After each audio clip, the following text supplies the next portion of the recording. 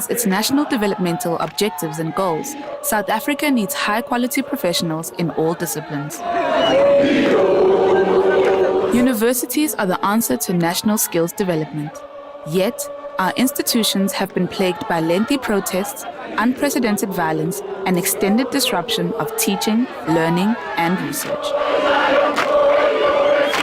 Questions have arisen on the extent to which public universities will continue to develop the skills needed to take South Africa forward.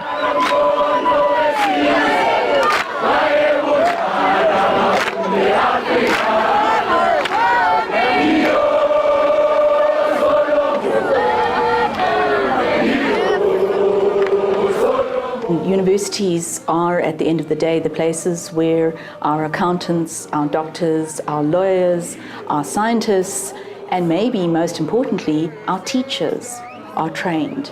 And if we don't have universities functional, then where are we going to get our teachers? Where are our doctors going to come from?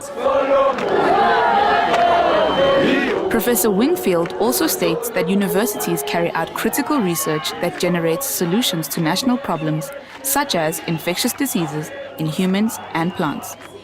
Research programs produce postgraduate students who go on to solve these problems and add to our country's critical skill set. However, when students' protests interfere with normal university operations, teaching and also important research gets interrupted, often with grave results. The Fees Must Fall has done a number of things. The first and foremost is it has resulted in the restriction of access to the laboratories by the students and in some cases some of the professors and researchers, because the universities in some cases have completely closed their doors. Now, this may seem like a small thing, but if you have an experiment that's in progress, possibly an experiment that's been going on for a year or two, and you cannot access your organisms, you cannot, say, feed them, nurture them, take the particular reading that you need to take, that whole experiment might in actual fact be wasted. And especially when you're dealing with crops, if you miss the planting season, then that's it for a whole year. So 1 or 2 days may in actual fact mean that you're a year behind with your research. Now, this seems like, well, okay, fine, wait another year. But all research programs are funded by research grants. If you haven't managed to produce the research outputs, the likelihood is you're not going to get the grant.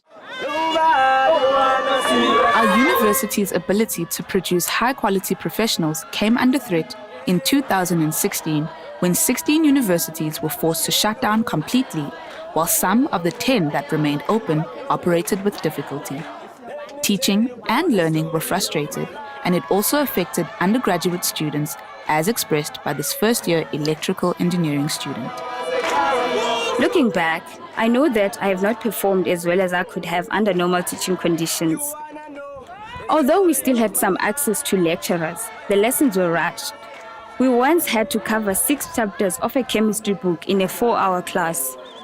Normally, we took up to 8 hours to cover a chapter, getting examples and lots of explanations from the lecturer. Maths and chemistry require continuous contact teaching. You cannot study them on your own, even if you are given notes.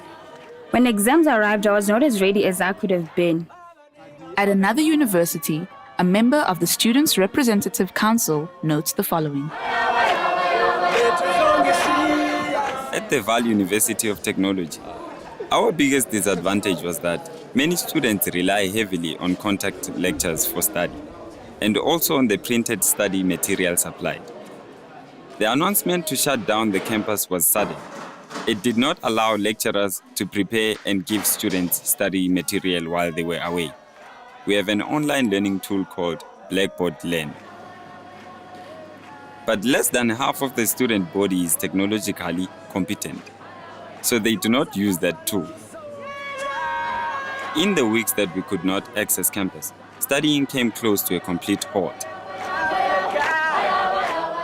Interruptions to teaching and ongoing research led to universities losing a lot more than just time. we have a lot of very young, bright people.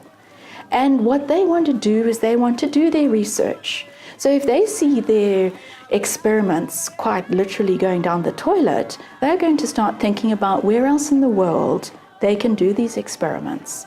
And I know for a fact that associated with my research program, we have some honors students who are completing this year who will not be doing masters with us. They will be going elsewhere, probably in the world. And the really sad thing for South Africa is only the best and the excellent are likely to be able to leave. So when our cream leaves, we are going to have an increasingly more difficult time to run our research programs. And by implication, our country will increasingly find it difficult to produce the much-needed masters and PhD graduates.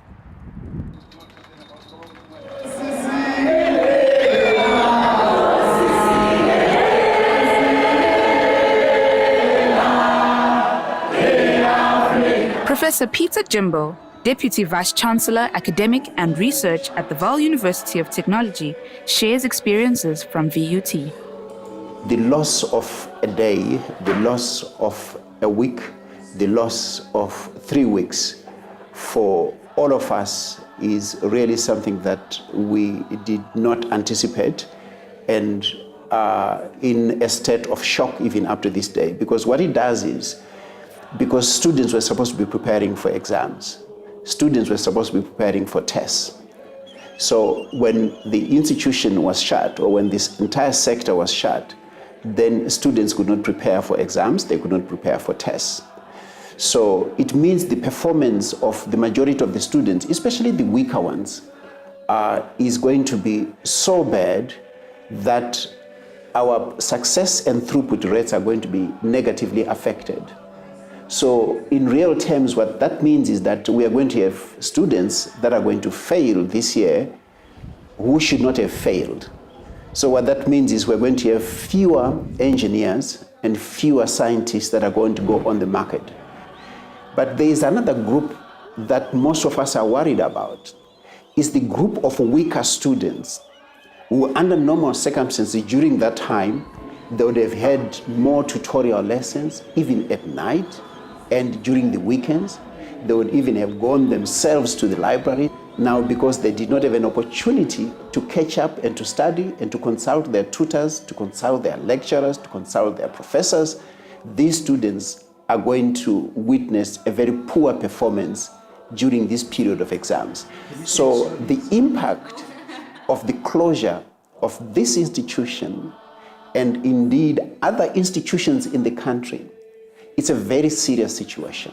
It's a very serious issue because it is going to affect the graduate we're going to put onto the market for the next 5 to 10 years. We're going to send an engineer to a factory or to an industry, and the managers in the industry are going to say, but this guy is supposed to know A, B, C, D. How come he doesn't? How come she doesn't? So if you ask me and say, what is the impact? The impact is both short-term and long-term. But the impact, especially for institutions like ours, which are universities of technology with a particular focus on science, engineering, and technology, when we put that graduate in the industry, she is going to have a deleterious impact on the regional competitiveness of our companies and our industries. She is going to have a negative impact on the continental competitiveness of this country. So the impact, although nuanced for the ordinary person in the street, we are going to feel it for a very, very long time to come. An even bigger consequence from a national point of view is reputational damage to South Africa's university sector. Professor Robin Crew is a director of the Centre of Scholarship, a multidisciplinary research centre with various research activities under its umbrella. The centre, which houses senior research fellows at the University of Pretoria, experienced its fair share of interruptions of important research work on which it was collaborating with scholars from other parts of the world. The problem is that it creates a situation in which we are no longer regarded as reliable collaborators.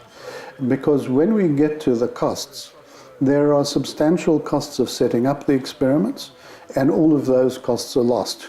And you have to then incur additional costs in order to restart the experiment. What about universities' contribution to South Africa's development? The contribution to national development that universities make is twofold. One is it's in terms of the human capacity that's developed. The second is in relation to the scientific work that's undertaken. In our case, what we're concerned about is the postgraduate students and the lag or delay in the production of those human resources so that they can then contribute to the development of the economy. Among many areas, the Centre of Scholarship conducts research on honeybees in South Africa and their continued survival as part of the food chain. They carry out studies seeking to enhance Eskom's power generation and also studies looking to improve public policy and governance. Now, all of those projects are dependent on the postgraduate students being able to be here in order to undertake their research, because their research immediately feeds in to all of those sponsors of the research, because they're waiting on the results of that research in order to be able to make policy adjustments or take steps in determining the way in which they're going to operate in the future.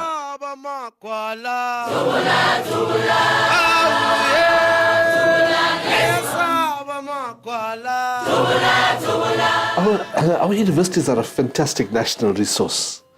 So, as an example, let's just try to understand that there are at the moment 1 million students in our university system. The university system produces about 180,000 graduates a year. Of the 180,000, about 42 or 43,000 graduates in what we call the STEM fields: science, technology, engineering, and mathematics. So just from those figures, one has a sense just how important the universities are in the national life of our country. So it's very important for us to understand that even if we lose a single year in the functioning of universities, that we face this enormous challenge then of trying to understand where our economy and where our hospitals and where our courts, where they will get their professionals and their graduates from, so that they can continue to function at a good level. So it seems to me at least that we have to do whatever we can as a nation to try to understand how to get the universities back on an even keel. This does not mean at all that the issues that have been raised by the students and that are being raised by the students are not important. In fact, these issues are critically important issues. What we can't do is, in the process of dealing with those issues, we cannot damage the university system to the extent that it does not play this very important role that it plays. As universities scramble to conclude year-end examinations in maximum security from November 2016 to January 2017, stability on campuses began to be restored. But for how long?